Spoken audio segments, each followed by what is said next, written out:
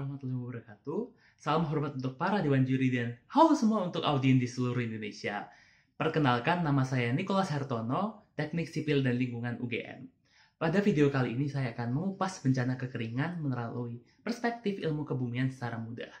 Ketika saya mendapat topik ini, hal yang saya pikirkan yaitu menarik, mudah dipahami dan punya suatu efek yang unik. Saya lansir dari World Economic Forum bahwa kekeringan besar di Cina pada tahun 1928 hingga 1930 sempat menyebabkan kelaparan yang meluas serta merenggut nyawa hingga 3-10 juta manusia. Tapi di sini bukan kekeringan yang membunuh, but why? Mengapa hal ini terjadi? Maka dari itu, saya memilih tema Drought Dominoes Effect. Kekeringan tidak membawa pertanda seperti bencana lain. Apabila kita mendefinisikan kekeringan sebagai kondisi kekurangan air, maka apa itu kurang dan apa itu cukup? Maka dari itu saya melansir dari National Drought Mitigation Center bahwa ada 4 kategori tentang kekeringan.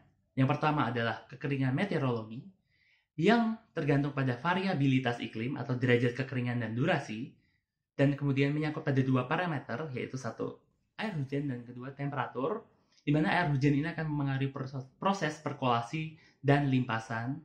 Kemudian temperatur akan memengaruhi proses evaporasi dan transpirasi, yang biasanya kita bisa cek di iklim-iklim tropis.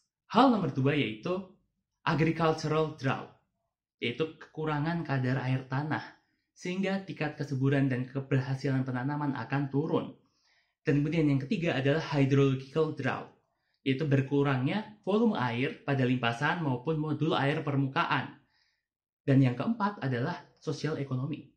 Kita tidak bisa pungkiri karena contohnya di Uruguay pada tahun 1988 hingga 1989 sempat mengurangi sistem energi hidroelektrik karena mereka bergantung pada energi air permukaan. Namun, apakah hal ini bisa kita prediksi? Tentu saja bisa. Bagaimana cara kita memprediksi suatu kekeringan? Yang pertama, global weather patterns, yaitu kita mengenali tentang pola nasional dan variabilitas iklim global yang biasanya terjadi secara periodik. Yang kedua adalah high pressure, tekanan udara yang beda akan mengakibatkan menghambatnya atau mempercepatnya terbentuknya awan, sehingga proses presipitasi akan berubah pula. Dan kita bisa lihat di negara semi-permanent high pressure seperti Sahara dan Kalahari.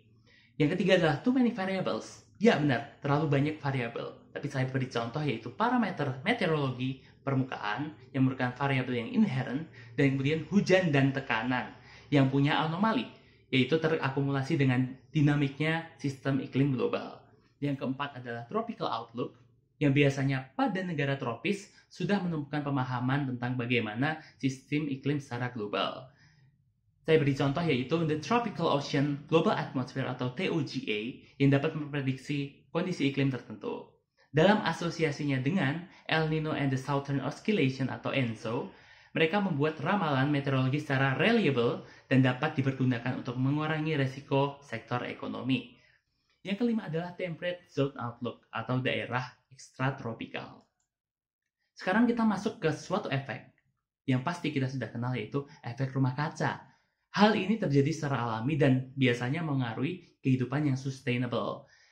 Kenaikan suhu pada rumah kaca akan membuat seisi di dalamnya punya radiasi yang akan dipantulkan kembali, yang kita bisa sebut sebagai radiasi gelombang pendek, yang sebagian akan dilontarkan kembali ke angkasa, sebagian lagi akan diserap oleh atmosfer, dan sebagian lagi akan kembali memantul ke bumi. Disinilah atmosfer dan gas-gasnya yang saya lampirkan di slide punya peran sangat penting karena menjaga kestabilan suhu global yang katakanlah tanpa gas itu bumi bisa bersuhu minus 18 derajat Celcius. Dan kemudian diperkuat dengan penelitian dari Swedia oleh Svante Arrhenius mengkalkulasi bahwa adanya kenaikan 5 hingga 6 derajat Celcius ketika kita menggandakan emisi CO2 di atmosfer. Maka dari itu kita sebagai orang yang berpendidikan paham bahwa penggandaan atau penambahan CO2 di dalam udara sangat mempengaruhi kenaikan suhu dan akan meningkatkan potensi sebuah kekeringan. Dan kita mencapai ke inti dari semua presentasi ini, efek domino. Kalian pasti tahu tentang domino dan bagaimana cara bermainnya. Hal ini sama seperti analogi yang saya berikan kepada dampak dari sebuah kekeringan.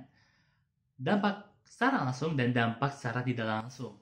Dampak langsungnya kita tahu bahwa petani akan kehilangan pekerjaannya. Dampak tidak langsung yang akan berantai sangat panjang, yaitu petani yang kehilangan penghasilan untuk membeli alat tani baru.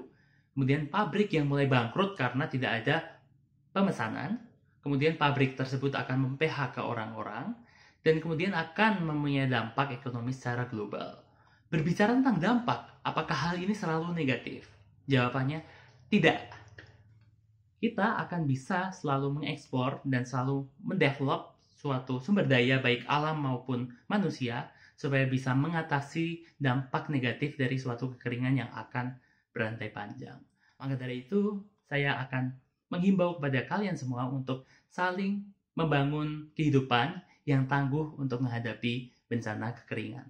Sekian presentasi dari saya, kurang lebihnya mohon maaf. Terima kasih banyak dan wassalamualaikum warahmatullahi wabarakatuh.